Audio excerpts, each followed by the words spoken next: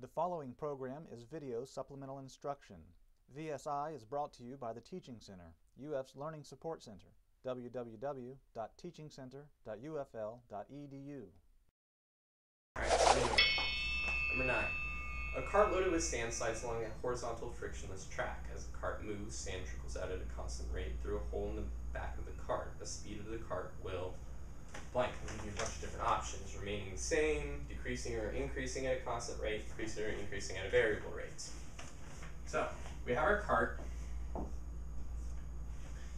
and we're going to look at what's going on with the cart. They tell us about friction, so the fact that they mention frictionless kind of would lead you to look at the forces acting on the cart, hopefully, and especially if you have no idea what's going on, just figure out what you know. We know it has some velocity. We know that we have gravity on it, always. We know that there's going to be some normal force.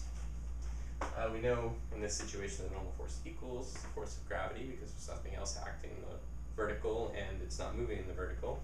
But none of that really matters with the forces because normal force really only affects friction, and there's no friction in this problem. They don't mention any other forces. So on the axis in which the cart is moving, the net force is actually going to be equal to 0. And this is what tells us what's happening in this problem. Some people call this a trick question. It's not really a trick question because it really just tests your knowledge of Newton's law. But if you look at Newton's law, you can look at it two different ways. We can say that the net force is equal to mass times acceleration, or the net force is equal to the change in momentum with respect to time. Each of these is exactly the right way to do this problem. They are essentially the same equation, just written different ways. So you can use either one of these and get the right answer. So if we look at it this way, we say, along the axis in which the acceleration would matter, the horizontal x-axis, where our velocity exists, we can say that the net force is equal to 0. Thus, our mass times our acceleration is equal to 0, or just simply our acceleration is equal to 0. Now, if you have no acceleration, you should remember from kinematics, hopefully, that you have a constant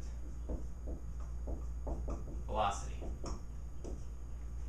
Okay, now this constant velocity means, of course, that the speed of the cart will remain the same.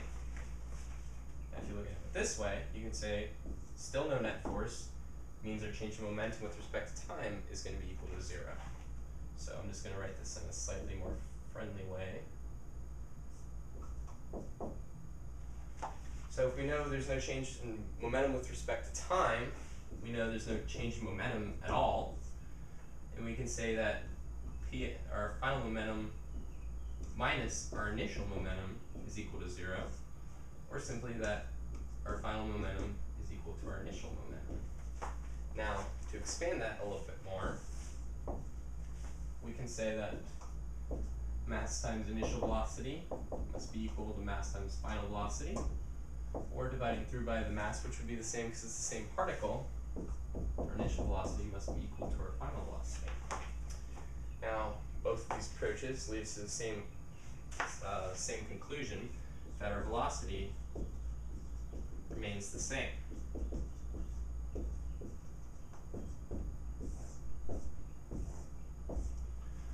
Now, they're trying to trick you. They're trying to tell you because there is a change in mass with respect to time, that this isn't equal to 0, that there is a change, that you would look at this and say, oh, if there's a change in mass, there must be a change in acceleration. That's not the case. Okay? You have to have a force to have an acceleration. You have to have, excuse me, earlier I said if there's a change in mass, there must be a change in acceleration. They want you to think that if there's a change in mass, there is an acceleration. And if that doesn't matter, you have to have a force to have an acceleration. You have to have a net force to have a change in momentum. Okay? So either one of these is fine. Gives you the same conclusion. Velocity is not changing at a constant rate or a variable rate. It actually just remains constant. The Teaching Center, UF's Learning Support Center, www.teachingcenter.ufl.edu.